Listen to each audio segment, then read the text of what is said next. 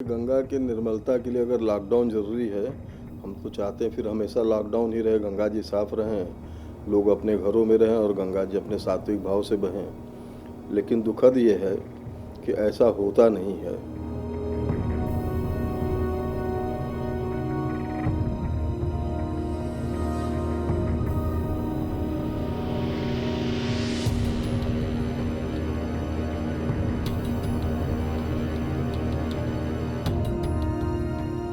बनारस में जो गंगा है उसका पोल्यूशन लेवल कितना है और लॉकडाउन के दौरान उसमें कितना सुधार हुआ है, यह जानने के लिए हमने बात की बीएचयू आईआईटी के प्रोफेसर पंडित विशंबर नाथ मिश्रा जी से और उन्होंने हमें डिटेल में जानकारी दी। वे खुद इस गंगा पे काफ़ी टाइम से काम कर रहे हैं और उनका खुद का लैब है और उन्होंने रिपोर्ट के माध्यम से भी हमें बताया कि लॉकडाउन के दौरान जो हम बातें कर रहे हैं कि गंगा का पानी साफ हुआ है, उसकी सच्चाई क्या है।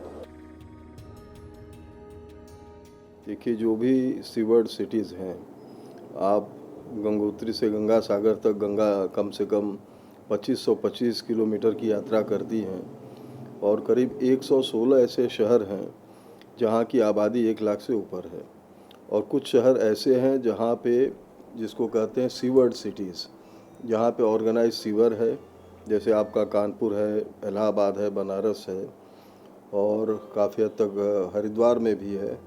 फिर आपका अगला शहर आता है पटना है। तो ये जितने बड़े शहर हैं जहाँ जिसको हम लोग सीवर्ड सिटी कहते हैं, वहाँ के सारे म्यूनिसिपल सीवेज गंगा जी में ले आके फाइनली डाल देते हैं।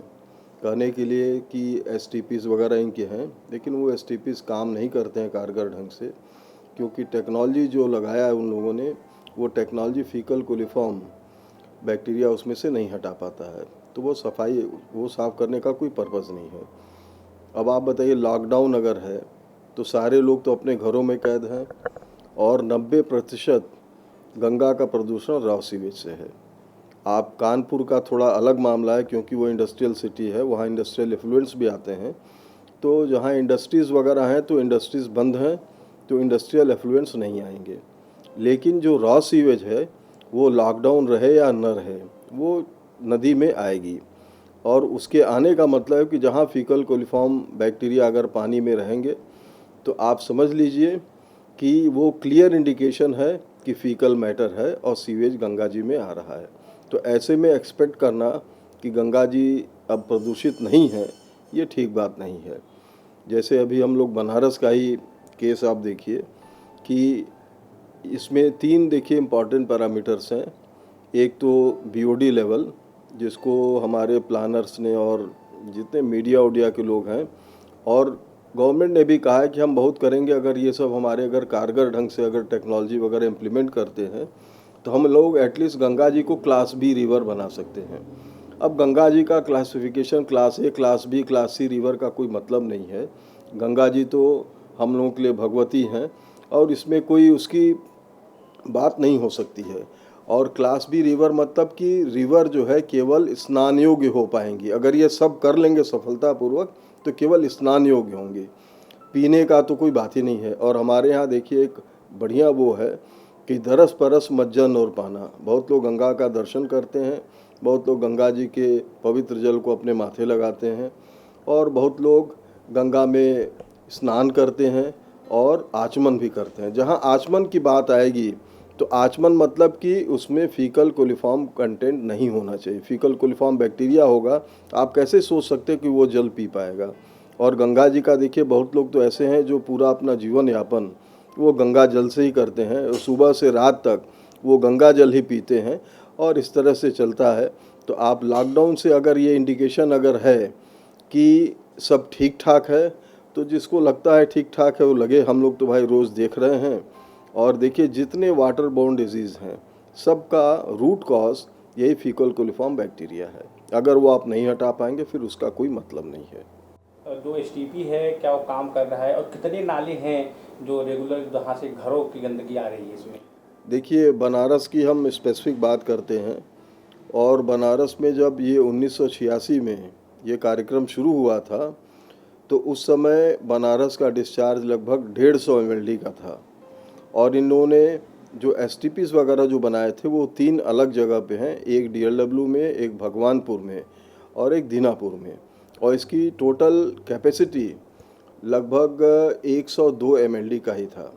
तो अब बताइए 102 mld का आपके पास ट्रीटमेंट का साधन है और डिस्चार्ज है 150, तो वो भी काफ़ी कम है आपकी कैपेसिटी। और इस समय तो करीब 350 mld हो गया है, और कहने के लिए, और वो भी जो इनका STPs वगैरह था उसमें फीकल कोलिफॉर्म बैक्टीरिया रिमूव करने के कोई मैकेनिज़्म नहीं थे। और देखिए जो गंगा एक्शन प्लान में जो बाकायदे डिफाइंड है कि सारे ऐसे पॉइंट सोर्सेज ऑफ पोल्यूशन सबको प्रॉपरली इंटरसेप्ट किया जाए, नदी से दूर उसको डाइवर्ट किया जाए, and they should be treated to a level that it becomes innocuous for reuse. वहाँ इनॉक्वस शब्द है, मतलब एकदम हार्मलेस हो जाए, तब तो वो ट्रीटमेंट हुआ। उसके बाद उस जल का आप रीयूज़ करिए। ये लोग क्या करते हैं, ना तो प्रॉपरली इंटरसेप्ट कर पाते हैं, ना डाइवर्ट कर पाते, इंटरसेप्ट नहीं करेंगे तो डाइवर्ट भी नहीं कर पाएंगे। और जो टेक्नोलॉजी है वो एक्टिवेटेड स्लज प्रोसेस है, उसमें फीकल कोलिफॉर्म बैक्टीरिया रिमूव नहीं होगा तो इनॉक्वस तो नहीं होगा। तो ये लोग पार्शियली ट्रीट करते हैं और फिर उसको वापस गंगा जी में भेज देते हैं, और बाकी जो इनके कैपेसिटी के बियॉन्ड है वो सीधा गंगा जी में आके वो मिल जाता है।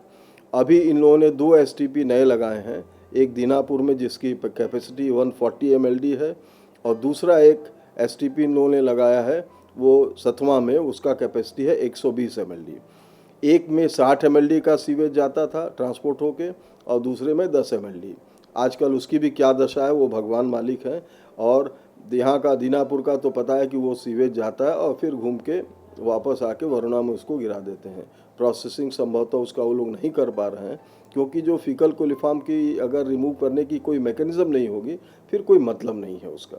आप तो जांच भी करते रहते हैं, तो अभी इस दौरान आपने गंगा के पानी की कुछ जांच की है लॉकडाउन के समय? जो क्लास बी रिवर का क्लासिफिकेशन हमने आपसे बताया है कि BOD level should be less than 3 milligram पर लीटर, DO लेवल मतलब डिजॉल्व्ड ऑक्सीजन वो 5 मिलीग्राम पर लीटर के ऊपर होना चाहिए, और फीकल कोलिफॉर्म बैक्टीरिया पर 100 ml वो 500 के अंदर होना चाहिए। तब आप कहेंगे कि क्लास बी रिवर है और नदी केवल स्नान योग्य ही रहेंगी। जहां आप आचमन और जल पीने की बात करेंगे गंगा जल को, तो वहां पर ये फीकल कोलिफॉर्म एकदम ज़ीरो होना चाहिए, एकदम आपका जो है पोर्टेबल वाटर क्वालिटी होना चाहिए।